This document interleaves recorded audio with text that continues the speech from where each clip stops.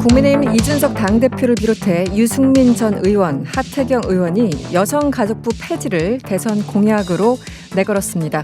당내에서는 물론이고요. 사회적인 찬반 논쟁이 이어지고 있습니다. 여성가족부 장관을 지내신 분이죠. 성균관대학교 정연백 명예교수와 전화 연결되어 있습니다. 안녕하세요, 교수님. 네, 안녕하세요, 이승원 씨. 네, 반갑습니다. 반갑습니다. 네. 최근에 이 여가부 폐지를 대선 공약으로 추진하겠다라는 대선 주자들이 나오기 시작했습니다. 심지어 이준석 당대표는 여가부를 향해서 애초에 역할이 없는 부처다 이렇게 주장하고 있는데요. 지금 상황 어떻게 바라보고 계신가요? 지금 이런 발언들이 유력 정치인들에 의해서 나오는 것이요. 저는 우선 놀랍고 서글픕니다. 네. 이명박 정부 인수위원회에서도 나오고 그 논란이 되었지만 결국은 여성가족부가 존속했는데 세월이 흐르고 사람들이 인식이 발전하잖아요. 네네. 그런데 이런 언급을 하시는 건 참 시대착오적이에요. 그래서 이런 주장을 하는 정치인들이 정말 성평등 문제를 진지하게 고민하시면서 하는 얘기인지 의심스럽고요. 지지층을 이념이나 성으로 갈라치기 하는 정치 전술의 일환으로 보여서 정말 안타깝습니다. 네. 지금 이 여가부를 없애야 된다라고 주장하시는 사람들의 그 논리는 한마디로 여가부의 업무가 고용노동부 그리고 보건복지부 등 다른 부서와 많이 겹친다. 한마디로 여성가족부의 역할이 별로 없다라고 주장을 하고 있는데요. 여기에 대해서는 어떻게 보십니까? 네, 여성가족부의 역할이 다른 부처와 겹치지 않고 있습니다. 예를 들면 제가 설명하겠는데 우선 네. 여성가족부의 역할은 전체적으로 성평등 정책을 총괄 조정하는 역할을 하고 있지 않습니까? 네. 고용노동부는 고용 부분, 임금 이런 부분만 성별 임금 격차 이런 부분 하고요. 돌봄은 또 교육부와 복지부로 나눠 있지 않습니까? 네. 성폭력 부분은 국가인권위에서 조사권을 가지고 있고요. 네. 그래서 얼핏 보기엔 겹치는 것처럼 보이지만 사실은 겹치지 않고 있습니다. 제가 한번 예를 들어서 설명을 해보겠습니다. 네네. 여성가족부가 총괄 기능을 해야 하는 것 외에도 여가부는 주로 이런 정책들이 사실은 통계적 접근이나 수학적 접근에서 생기는 틈새 부분을 여성가족부가 하고 있습니다. 예를 들면 여성가족부 예산의 30% 이상이 청소년 정책에 쓰이고 있는데요. 네. 학교 안 청소년은 교육부가 담당하고 있습니다. 그렇지만 학교 밖 청소년은 여성가족부가 담당하고 있습니다. 네. 또 가장 어려운 청소년들 학교 밖 청소년이겠죠. 그리고 네네. 청소년들을 보면은 사실 가정폭력으로 집을 나온 청소년도 있고 여러 다양한 경우가 있습니다. 그리고 돌봄의 경우에도 방과 후 돌봄은 교육부가, 어린이집은 복지부가 담당하지만 여성가족부는 아이 돌보미 파견 사업, 네. 아래로부터 올라오는 공동 육아 사업 이런 것들을 여가부가 하고 있습니다. 네. 아이가 아플 경우에 벼랑간 아플 경우에 어린 돌봄 시설에 보낼 수가 없습니다. 네. 이럴 경우에 아이 돌보미를 파견하는 사업은 여성가족부가 하고 있습니다. 이런 틈새가 메워지지 않으면 정책이 작동하지 않습니다. 특히 코로나 시국에는 이런 역할이 더 정말 필요하고 중요하다고 생각합니다. 그러니까 최근에 여성가족부 폐지 논의가 일어나니까 학교 밖 청소년들이 SNS에 폐지를 반대한다는 댓글을 열심히 올리고 있습니다. 아, 그렇군요. 이것이 네. 바로 여성가족부가 하고 있는 역할을 보여주는 것이라고 생각합니다. 하태경 의원이 대표적이죠. 젠더 네. 갈등 조장부라는 표현까지 쓰고 그래서 네. 여가부를 폐지하고 대통령 직속으로 이 젠더 갈등 해소 위원회를 만들어야 된다. 그리고 이제 유승민 전 의원은 양성평등 위원회를 설치하자 이렇게 제안을 하고 있는데 이런 주장은 어떻게 보십니까?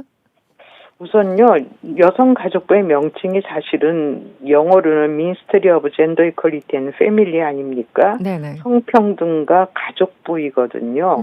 그래서 여성만이 아니라 남성의 문제를 포함해서 모두 취급하고 있습니다. 네네. 사실 성별 문제로 고통당하는 남성들도 있거든요. 그렇죠. 네. 그래서 젠더란 말체가 성별을 중심으로 한 사회문화적 체계 모두를 다루는 것입니다. 예를 들면 군대 내 성폭력 같은 것도 있지 않습니까? 그렇죠.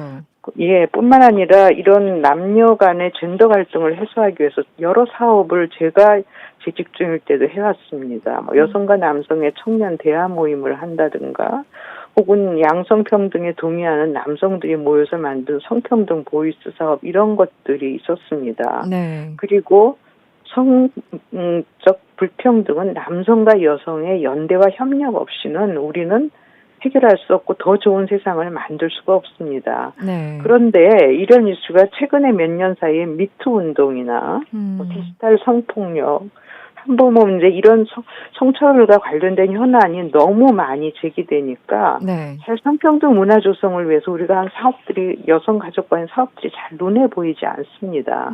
그렇기는 하지만 여성가족부는 여성만을 위한 정책을 추진하는 건 결코 아니고요. 네네. 젠더 갈등을 외면하고 있지도 않습니다. 그래서 사실은 여성가족부 사회에 대해서 좀 더 정확하고 면밀하게 좀 감찰을 하시고 조사를 하신 후에 이런 발언들을 해주시면 좋겠다고 생각하고 있습니다. 네.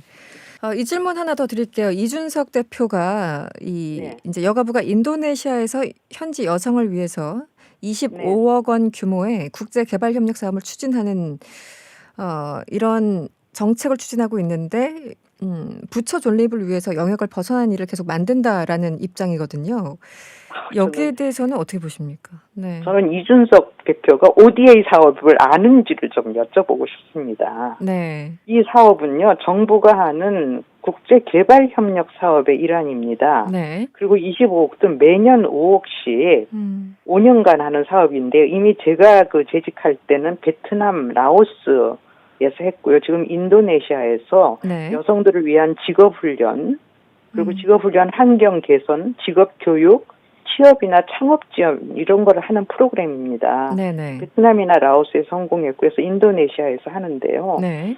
우리가 잊지 말아야 되는 것은 한국이 한국전쟁 후에 오늘날과 같은 눈부신 경제성장이나 민주주의 발전에는 미국이나 독일과 같은 선진국의 개발 원조가 중요한 역할을 했습니다. 네. 우리가 이제는 이런 국제개발협력 사업을 통해서 우리가 받은 지원에 대해서 저는 빚을 갚아야 된다고 생각합니다. 그뿐 아니라 이들을 지원하는 것을 통해서 이들은 우리의 미래 경제 파트너가 될 수도 있습니다. 네. 또한 제가 아까 이준석 대표가 ODA 사업을 아느냐고 여쭤본 게요. 네. 한국은 지금 원조를 주는 공유국의 모임인 DAC, 다크 국가에 들어가 있습니다. 네네. 이 다크의 회원 국가들은 이러한 국제개발협력 비용을 지불할 의무가 있습니다, 지금. 그렇죠. 네네. 그래서 여성가족부가 지금 내는 이 돈은 한국의 전체 올해 ODA 예산 3조 7,100억 원의 0.014%입니다.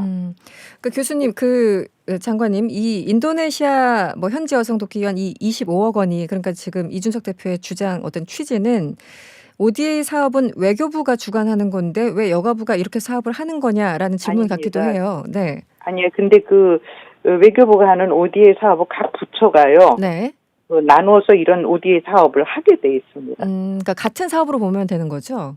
그러니까 ODA 그렇죠. 이제 주관 부서는 외교부지만 각 부처에서 이 ODA 어떤 예산을 사업을 따로 해야 되는 거죠. 따로따로 그렇죠. 해야 되고 그래서 아마 지금 한국이 또 큰 성과의 하나가 UN 우먼이라는 거 있는데 네. 이미 2020년에 UN 우먼의 지식센터가 한국에 설치되기로 결정이 돼서 아마 올해 내년 중에 그것이 한국에 설치될 예정입니다. 네. 그런 것은 한국의 국제화를 위해서도 굉장히 필요하고요. 특히 동남아시아나 아시아 지역에서 여성들에 대한 직업훈련은 굉장히 중요합니다. 네.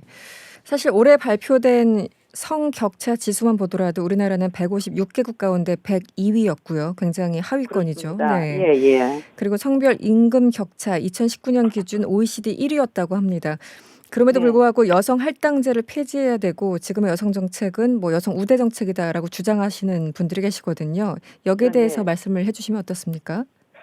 그러니까 이제 이런 부분들인데요. 소수의 여성이 보이는 자리에 나타났습니다. 제가 네. 보이는 자리를 저는 강조하고 싶습니다. 뭐 지금 이승원 씨처럼 MC로도 일하거나 변호사나 판사나 국회의원이나 교수나 의사 이런 분들에서 이제 여성이 많이 이제 사회에 나오게 됐는데요. 네. 그러나 전체적인 성별 격차는 여전히 크다는 게 바로 지금 지적하신 임금 격차 같은 것이고요.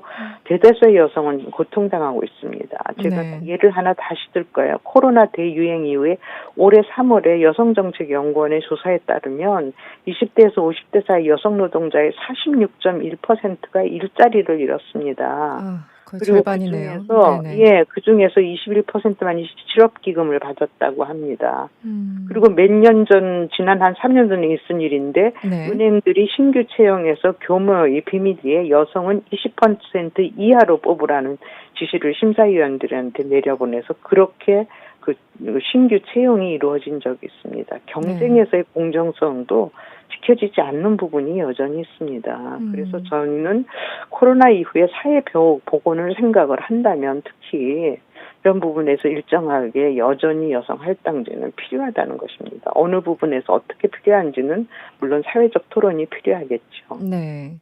그 사실은 이제 양성 평등제가 필요한 거잖아요. 여성이 다수인 그렇죠. 경우에는 이제 남성을 더 우대하고, 네, 그렇죠. 그 여길 네, 경우는 여기고, 네. 예. 아까 말씀하신 것처럼 이제 그 학교 밖 청소년들이 이번에 여가부 폐지 목소리가 나오니까 뭐 SNS 글을 올리고 있다고 말씀을 주셨는데요. 예. 지금 장관님 그 이후에 지자체로부터 최근에 여러 통의 전화를 받았다, 연락을 받았다고 제가 들었어요. 네, 어떤 내용인가요? 지자체 가서 공직에 일하고 있는 이제 여자 후배들이 많이 연락을 하고 있는데요. 아, 네네. 그 지자체에 따라서 물론 차이가 크긴 하지만 당장 지자체 성평등 정책은 중앙으로부터의 예산에 많이 의존하고 있습니다. 네네. 그래서 여가부가 여성가족부가 없으면 이런 예산 조달에 어려움이 발생할 것을 굉장히 두려워하고 있습니다. 이것은 지자체에서 성평등 정책은 우선순위가 대단히 낮습니다. 네네. 그래서 사실은 중앙부처에서 강력한 메시지가 있어야지 지자체의 정책들에서 성평등 문제의 순위가 우선순위가 그나마 올라가기 때문에 당장 굉장히 당혹스러워하고 있다고 얘기를 하고 있고요. 네.